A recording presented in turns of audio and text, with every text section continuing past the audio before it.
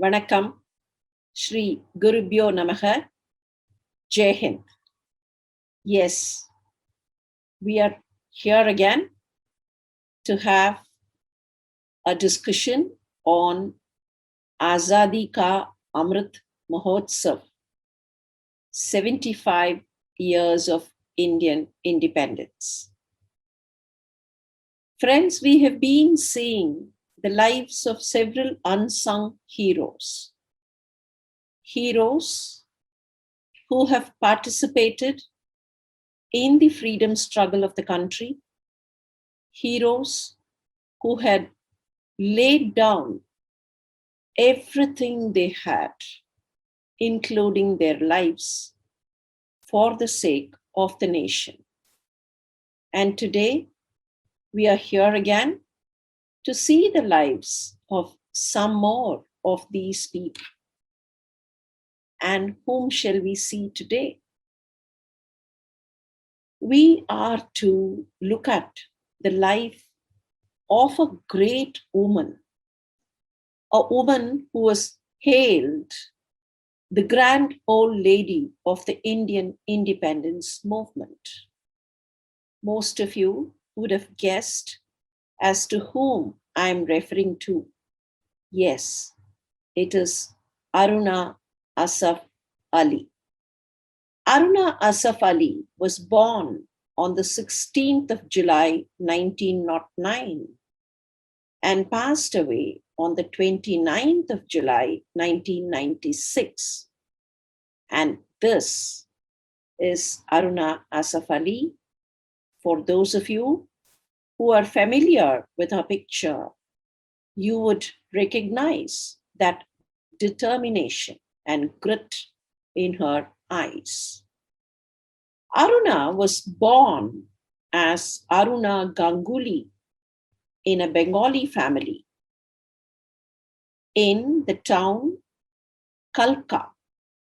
KALKA is in the HARYANA region, and that is where her family was living. She was educated at Lahore and NAINITAL. Subsequently, she chose to become a teacher in a Calcutta school. She was not that very involved in the independence movement until then. Of course, her family was well connected, and there were Brahma Samaj people in her family. One of her uncles was a professor at the university, and he married the daughter of the great poet, Nobel laureate Rabindranath Tagore. Though she was very well connected and had quite a number of relatives who were participating in the independence movement, until the time she was teaching at Calcutta, she was not deeply involved in the movement. However, sometime around 1926-27, she met Asaf Ali, an activist in the independence movement. Her contact with Asaf Ali and some of the other leaders who were participating in the freedom struggle made her think and get motivated towards the cause of the nation. She realized that she has to do something and got herself involved in the movement. In 1928, she married Asaf Ali, and it was not a marriage that had the recognition from everyone. She was a Hindu and Asaf Ali was a Muslim. That was the first reason for both the families opposing the marriage. Subsequently, there was another reason too. Asaf Ali was almost 20 years Aruna's senior by age. So both the families very strongly opposed. In fact, the uncle who was Aruna's guardian after her father's demise refused to accept this marriage. Not only that, he even went to the extent of saying to him Aruna was dead and he performed the Shraddha for her. However, Aruna and Asaf Ali were both determined and lived up as a role model couple given to the cause of the nation and to the cause of social welfare. She became a vibrant member of the Indian National Congress. And when the Salt Satyagraha was announced in 1930 and the subsequent years, she got involved in the movement, collected a lot of people to participate in the Satyagraha procession, led them herself, and consolidated the efforts. She was arrested during the Salt Satyagraha. Friends, you all may remember when Mahatma Gandhi announced the Salt Satyagraha and performed the Dandi March. Subsequently, the same was being held and performed at various towns and cities of the country. So, even in Mumbai and other areas, the Salt Satyagraha was subsequently held. There was a time gap of about 3 or 4 or 5 or 6 months from the time the original Dandi March was performed. And for almost 1 to 1.5 years, the movement was continually going on. It was a way of protesting against the atrocities of the British. And it was in one such incident that Aruna was arrested. Subsequently, the Gandhi-Irwin Pact was signed. 1930 was the Dandi March and 1931 was the Gandhi-Irwin Pact. During the time of the Gandhi-Irwin Pact, several of the people who had been earlier arrested and lodged as political prisoners were all released. It is but natural to think that Aruna should also have been released at that time. Because, number one, she was one of the political prisoners arrested at the Salt Satyagraha. And number two, when all of them were being released, it is essential that she also was released. Paradoxically, Aruna Asaf Ali was not released out of jail. The reason, she was charge sheeted as a troublemaker, a vagrant who would create trouble all over and should not be allowed to remain outside the jail. So when all the political prisoners of that time were all released under the Gandhi-Irwin Pact, Aruna Asaf Ali was not. It required a kind of a people's agitation in that area for the authorities to realize that Aruna should be released. There was a huge uproar. Remember, Aruna had so much of the faith of the people. She was so close to them. She worked with them. She reflected their sentiments, and they felt that she should be brought out. There was an uproar, a people's agitation, and subsequently Mahatma Gandhi, hearing this, intervened, spoke to the authorities, and only after all these, Aruna Asaf Ali was released out of the jail. Of course, she would not keep quiet, and she could not. She had seen the conditions of the political prisoners in the jail. We may now recall that the political prisoners of that time were not given any respect when they were arrested and lodged in the prisons.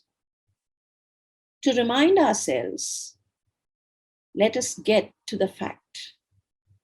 Political prisoners should be treated with respect.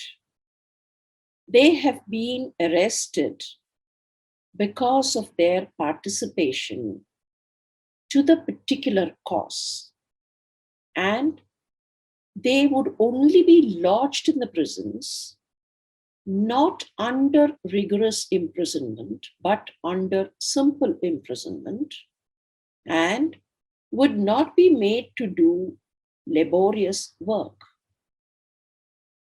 Criminals who are arrested on criminal charges will be subjected to rigorous imprisonment and also to laborious work. However, during the British regime, these rules were not followed, not that they were not known, but they were deliberately violated. And that is why we find political prisoners like Balagangadhar Tilak at the Mandalay jail, V.O. Chidambaram Pillai at the Coimbatore and the Kannanur jail, and Subramanya Siva at the Salem jail were all treated like criminals. They were made to do all kinds of laborious work. They had to clean up wool. They had to pull the oil press. The oil press would normally be pulled by cattle, by the bull, and not by human beings. V.O. Chidambaram Pillai was made to pull the oil press. Tilak was subjected to all kinds of torture. This was all against the normal, customary rule that a political prisoner should be treated with respect. Aruna Asaf Ali had seen with her own eyes the kind of treatment meted out to the political prisoners. So when she was arrested in 1932 on the grounds that she was agitating against the British authorities in the way they were treating the political prisoners, she was dumped in the Tihar jail. And again, serving the same cause, she went on hunger strike or fasting. You know what happened? Immediately, she was removed from the Tihar jail and moved to solitary confinement in the AMBALA jail for about 2 years. She could not meet anyone. No one was permitted to meet her, and absolute solitary confinement.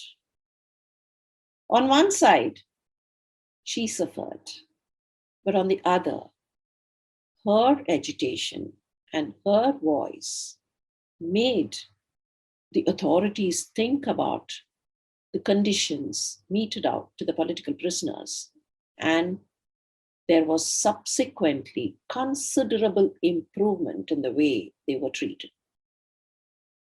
Of course, in 1942, Aruna proved her mettle, and that is where she is hailed the heroine of the 1942 revolution. On the 8th of August 1942, at the Bombay Congress session, a resolution was passed that the country would go for the Quit India movement. Quit India was the chant, the reminder to the British people to leave India, quit India. It was also called the August Revolution. On the 8th of August, the resolution was passed at the Congress session where all the Congress leaders were available. However, the British police, getting all the information and trying to round up the leaders in a bid to prevent any further agitation or unrest, arrested all of them. So on the night of the 8th of August, all the leaders were arrested. So the resolution as such could not be implemented on the morning of the 9th of August. Who would implement? And here was young Aruna. She decided that she would carry out the work. So she took the tricolour, hoisted the tricolour at the GOWALIA Tank Maidan in Mumbai. And she collected all the people from around, common men and women. She collected all of them, took them all to the Maidan, and then took up the responsibility, self-styled and self-imposed responsibility of hoisting the nation's pride. She did that. And that became the starting point of the Quit India movement. The Quit India movement would not have been implemented unless otherwise Aruna had taken the stand. Every other leader was inside and there was nobody else to carry out the commands outside. And Aruna shouldered the responsibility and became the heroine not only of the particular day, but the heroine of the entire Indian independence movement. She has also been called the grand old lady of the Indian independence movement because of this. And to avoid arrest, she went into hiding and remaining somewhere underground, she took to journalism, attempted to create awareness amongst the people. She edited the journal called Inqilab along with Ram Manohar Lohia. And of course, remaining hidden, she motivated the other workers to carry out freedom struggle activities and activities of social welfare. She remained underground, but then she made people do all the good things. You know what happened? The British authorities announced a rupee 5,000 reward for her head if she would be caught and handed over, either alive or dead. The one who brings information about her would be given 5,000 rupees. And all the while, she was underground. Please remember, it was 1942, 43, 44, and so on, the years of the Second World War.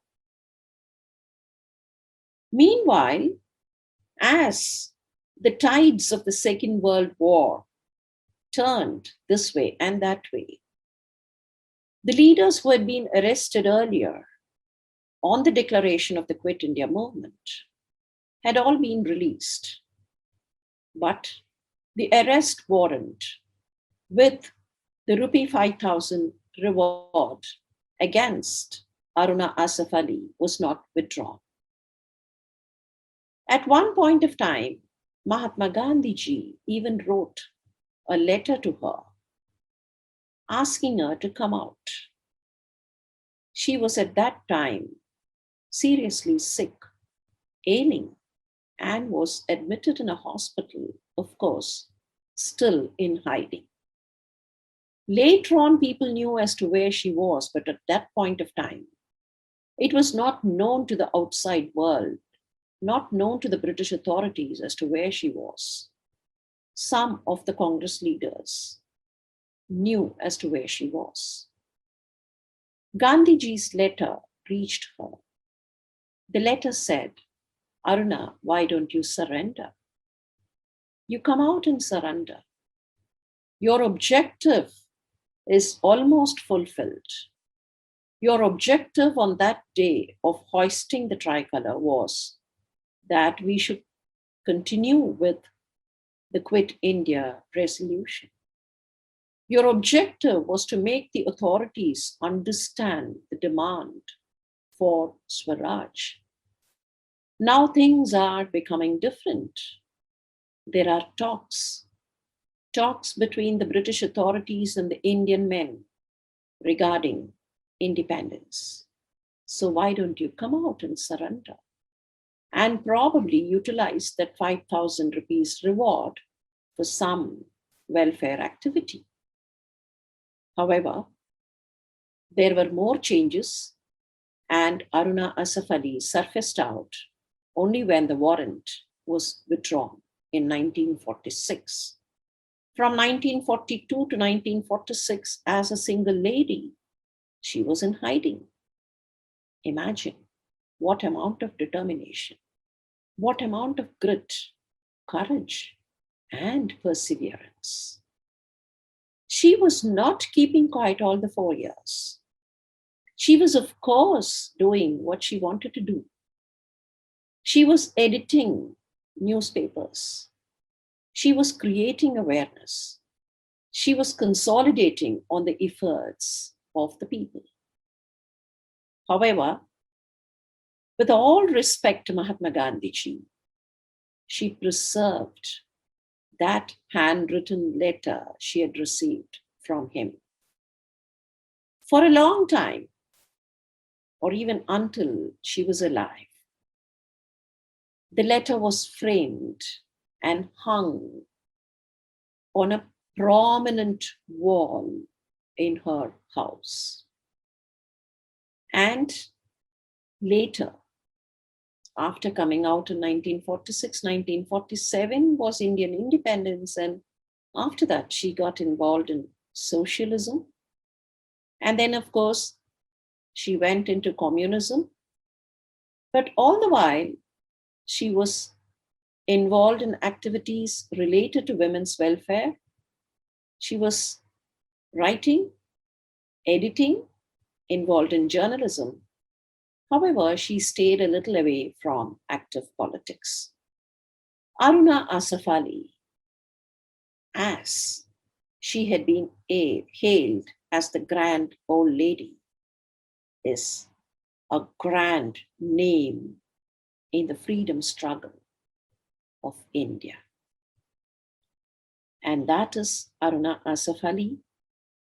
Of course, in this picture, we find Aruna making a fiery speech when other leaders look on. And here she is consolidating on the efforts towards women's welfare.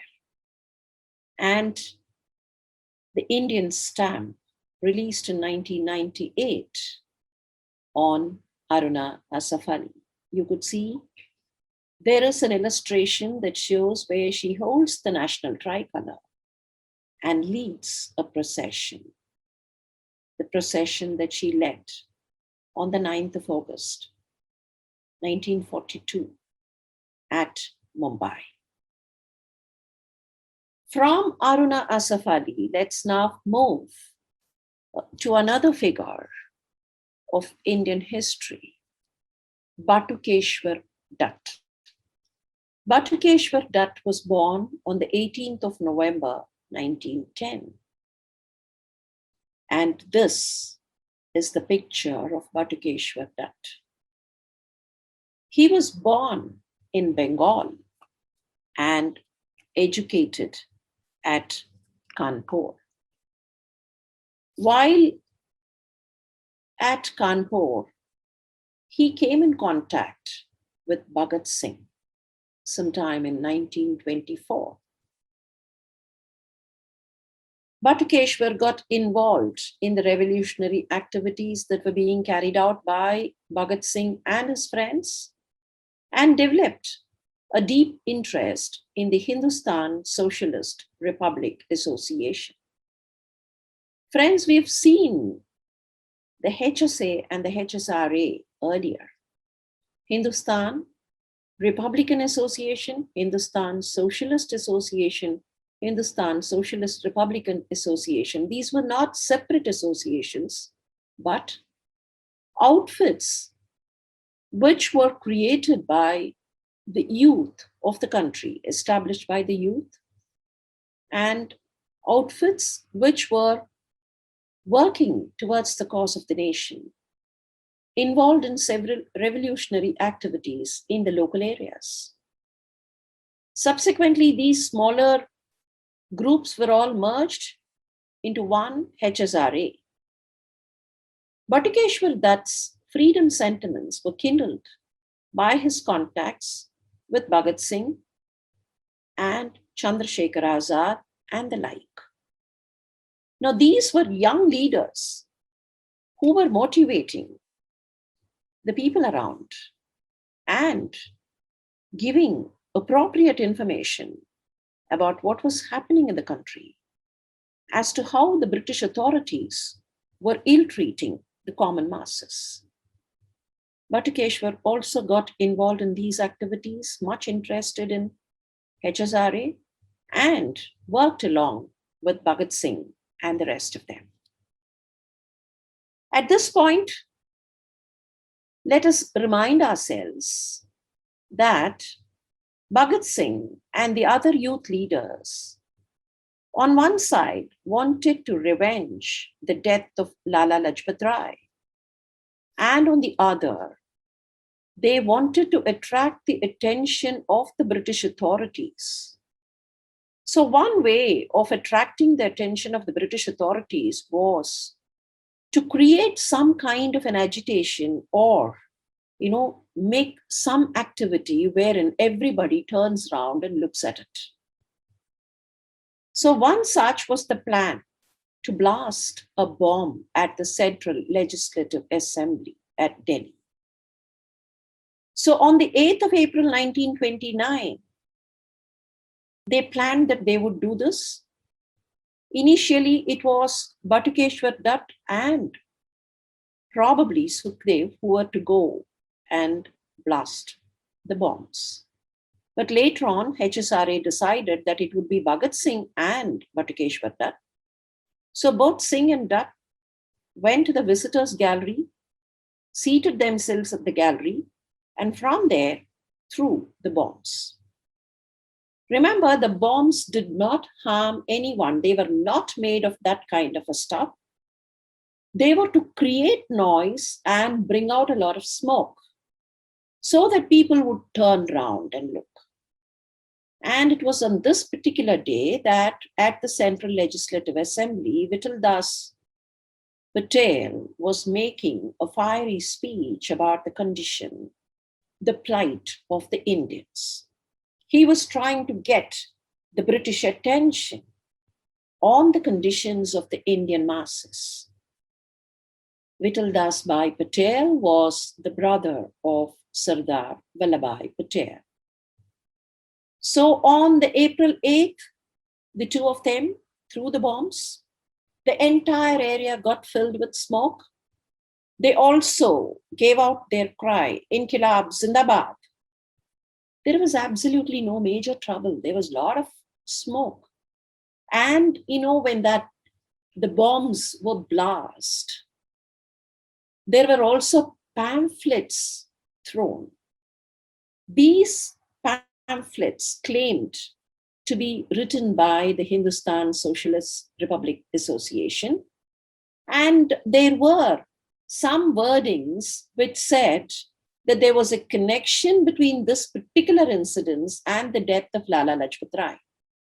We all know Lala Lajpat Rai died because of the injuries he sustained in the protest procession he led against the Simon Commission. And subsequently, 1 month later, from the time he died, exactly one month later, Saunders was killed in a bid to take revenge against Lajpat Rai's death. And Bhagat Singh, Sukhdev were all involved in the death of Saunders. So what now happened at that time when Saunders was killed, Bhagat Singh and the rest of them had escaped. But now, during this blast, both Bhagat Singh and Batukeshwar Dutt were arrested. This is the record. What you see now on the screen is the record from the British documents. 10 minutes later, the assembly got reassembled. The chamber was filled with smoke. Mr. Patel adjourned the house till next Thursday. A pamphlet, Hindustan Socialist Republican Association, signed by Balraj, was thrown into the blazing fire. Dutt from Bengal and Singh from Punjab were arrested. The inquiry went on. Of course, Bhagat Singh was also implicated in the Saunders killing case and then was given a capital punishment. He, Sukhdev and Rajguru were hanged. Batukeshwar Dutt was given a life sentence, deported to the Andamans. Life sentence meant 14 years, but probably because of several other factors, he was released in about 12 and a half years' time. So somewhere around 1941, he was released from Andaman, spending about 12 and a half years in the prison. But all that would not prevent him from participating in the August Revolution in 1942. About 12 years in prison until 1941, and there this man comes back, comes out, and actively gets involved in the August Revolution. He was again arrested in 1942, jailed for 4 years at the Motihari jail. 12 plus 4, 16 years. While he was in the Andaman jail, he contracted tuberculosis, stark poverty after 1946. 1942, arrested in the Quit India movement, 4 years of jail. 1946, he came out. 1947 was Indian independence. He married a lady by name Anjali in 1947. Both Dutt and Anjali suffered poverty. There were no friends, no money, no support. He attempted a transport business but could not succeed much. Already tuberculosis was eating him. Many of you may not be aware the olden name for tuberculosis was consumption. It consumed the flesh and blood.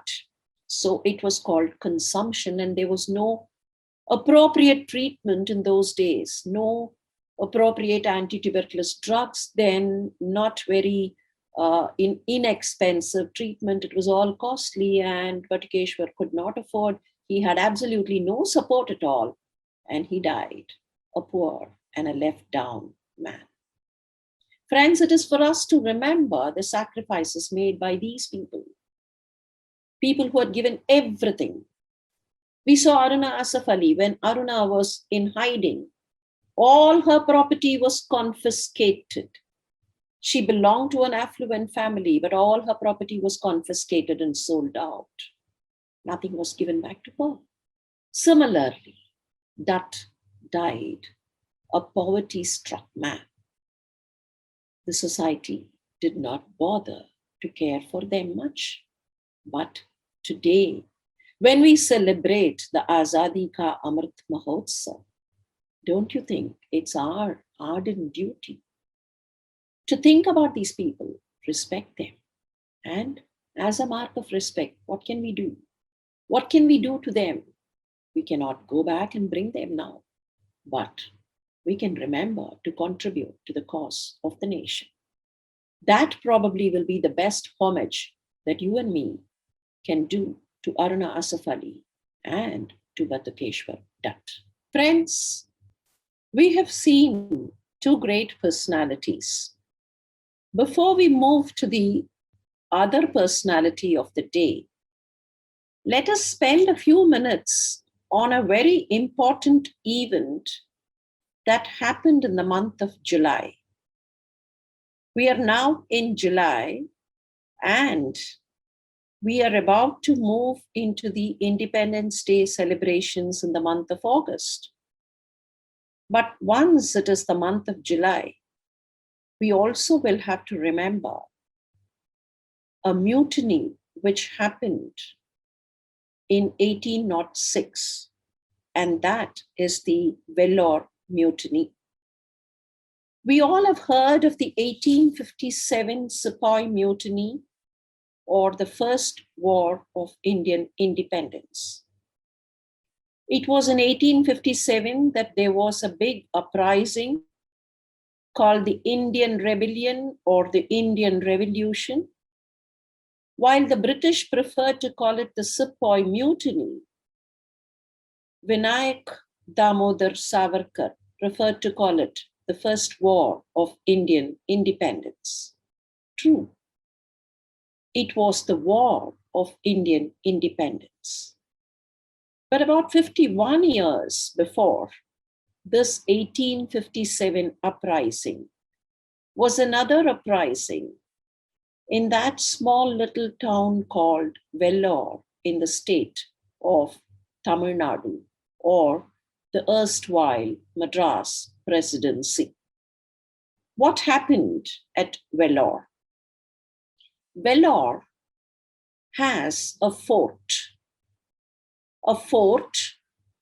which probably was initially established and subsequently added upon by several kings and rulers. It was originally supposed to have been established during the time of some of the Maratha rulers of the area, but probably even before that, there was some kind of an nidus. Now, this fort is in existence, and the British usually stationed some troops wherever they found old forts and castles like this. And Vellore was a place where they stationed some of their troops, and something else also happened in the early years of the 19th century. 1799, Tipu Sultan was killed. And we all know Tipu Sultan ruled from the Mysore area.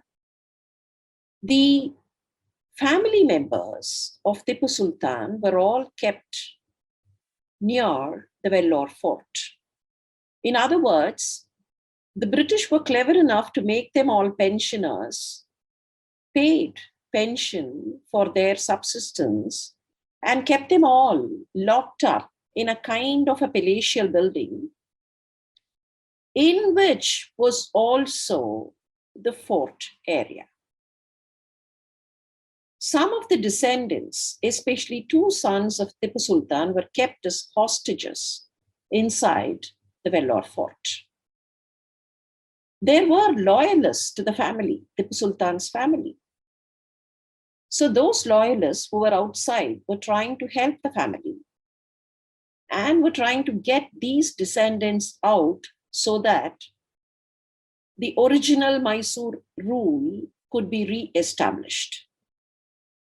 So what they did, the loyalists did, was to kind of guise themselves as some kind of street performers of folk arts, and then move about from one village to another and slowly kindle trust and faith in the minds of people.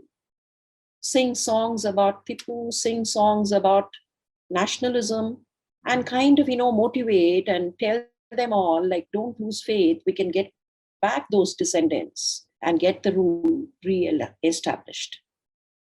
On one side, this was going on. On the other side, there was some kind of a commotion in the regiments which were stationed at the fort.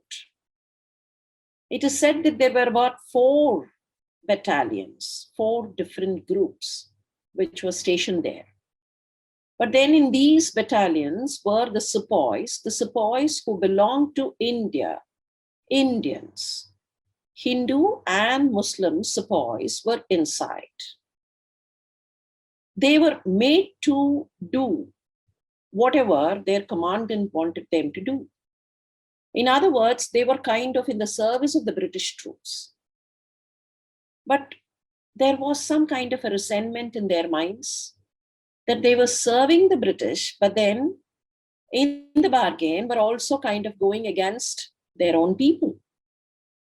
If the commandant says, hit, then these sepoys will have to hit whom? Hit fellow Indians. So it was a kind of a very uncomfortable feeling that they had. Added to that discomfort, something else also happened. And what was that? Sometime in November 1805, the commandant brought in new rules. And these rules said, Hindu sepoys cannot adorn their foreheads with whatever religious symbols they used to. And Muslim sepoys were told that they had to kindly clean shave their faces and cannot sport a beard and cannot keep any kind of a religious symbol or a faith symbol that they had. So this caused a lot of resentment. Both the Hindus and the Muslims were uncomfortable and they did not trust the commandant. Added to that, the commandant of the Madras infantry, which was stationed inside the Vellore fort, by name Sir John Cradock, insisted that all the sepoys wear a kind of a semicircular hat. This semicircular hat was made of leather, but then was also anointed with a lot of fat from pork and fat from beef, something similar to what the Enfield ammunition had later on in 1857.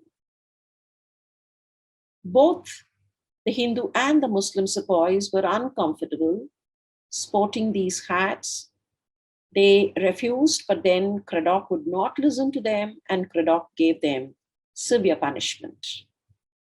So what some of these sepoys did was to kind of represent the matter to the Fort St. George at Madras. They traveled to Madras to represent their case, and when they represented to the higher authorities at the Fort St. George at Madras, what happened? They were not given a hearing. Instead, 2 of the sepoys who went there were given 90 whiplashes each and removed from the military. 15 others got 50 whiplashes each, of course, were pardoned and sent back to Vellore. Now, all these cost a lot of uprising. So the sepoys decided something. What did they do? Before we know that, we shall get to know something else. Many of these sepoys had their families and they were permitted to live with their families at their own hutments every other day. But one night in the week, they would have to remain inside the fort. They cannot live with their families. They'll have to come the previous night itself and stay at the fort so that they could report for the parade early in the morning. And such day or such night was the night of the particular 9th of July, 1806. So on the 9th evening, all of them had come into the fort the sepoys were inside and they decided, they had been planning for some time, they decided that they would do something on the night of the 9th and the early morning of the 10th. Sitting inside, they found they were all together, they were all collected together, so they decided that they would cause some kind of an uproar and oppose the British people. Because the Indians were large in number, majority were Indians, the sepoys, and the British were only the officers, a handful. There were, of course, a few sepoys, but then not many of them, so the Indians decided that they would fight the British. So 2 hours after the midnight of 9th July and 10th July, that's about 2 a.m. on the morning of the 10th July, they started their activities, started fighting the British troops, the British soldiers and the British officers. And in the bargain, in that fight, the captain of the fort, captain of the Vellore fort by name, Colonel Sir John Fancourt, was killed. And several other British people were also killed. It was a massive victory for the Indian sepoys. There was only one of them, Major Coops, who was outside the fort on some personal work. When he got information early in the morning that there was some kind of an uprising inside the fort and people were being killed, he immediately sent information to Arcot, which is just about 16 to 20 kilometers away. He sent information to Arcot, to the Nawab. There were troops stationed at Arcot, the British troops, and 4 regiments were brought from Arcot within about the next 2 to 3 hours. Sir Robert Rollo Gillespie, one of those commandants, immediately consolidated the troops there and walked over to Vellore and laid siege. But the troops led by Gillespie could not get into the fort. The fort gates were all closed, fight going on, and what Gillespie had to do was kind of climb the fort wall. Now look at this picture. They are trying to climb, and what happened has been described. Gillespie had to climb the wall, and from inside, some of the British people, they had their sash, the sashes across, right? Those sashes were torn and then given as a kind of a rope for Gillespie to hold on and climb up. And that is how they went into the fort. And of course, they were larger in number. So after about 10 to 11 hours of fighting, the British troops went in and took charge. But for 10 hours, remember, the Indians were holding the fort. They were victorious and they were ruling. They were holding the fort. The revolutionaries ruled for about 10 hours. Of course, subsequently, there were inquiries and there were lots of punishments. There were even capital punishments, life sentences of all those Indian sepoys who were involved. The royal descendants were kept hostages inside the fort, were sent to Calcutta so that, there would not be any kind of consolidation of forces. But the most important part of history, which many of us are not aware of, we should get to know this. This Cradock, who gave the orders of a semicircular hat and not wearing their personal marks and all that, was called back to Britain, called back and inquired, given punishment. He was not even paid his voyage to go back to Britain. He was a British official here. Under normal circumstances, he would have been given his voyage to come back to Britain, but then he was not paid the voyage. He was asked to come back and explain. The then governor of Madras Presidency, William Bentinck, was also called back. The Madras trading area, William Bentinck, he was called back and he also went. This is the stamp that the government of India had released commemorating the Vellore mutiny. But then this sentence we should read. This is what the British inquiry found, and they said, the inquiry committee, greater care and caution had not been exercised, examining into the real sentiments and dispositions of the sepoys before measures of severity were adopted. In other words, the British people knew they were wrong. They knew they were wrong, but still would not yield. Remember, similar circumstances of what happened at the Vellore Mutiny also got repeated at the 1857 Meerut Sepoy Mutiny. But it is for us to remember that there were so many of them who had laid their lives for the sake of our welfare. Now, with the memories of the Vellore Mutiny in our minds, let us also go back and look at yet another woman who had done so much towards the national struggle. And who is that? Friends, we all have heard the name of Lakshmi Sehgal, Captain Lakshmi Sehgal.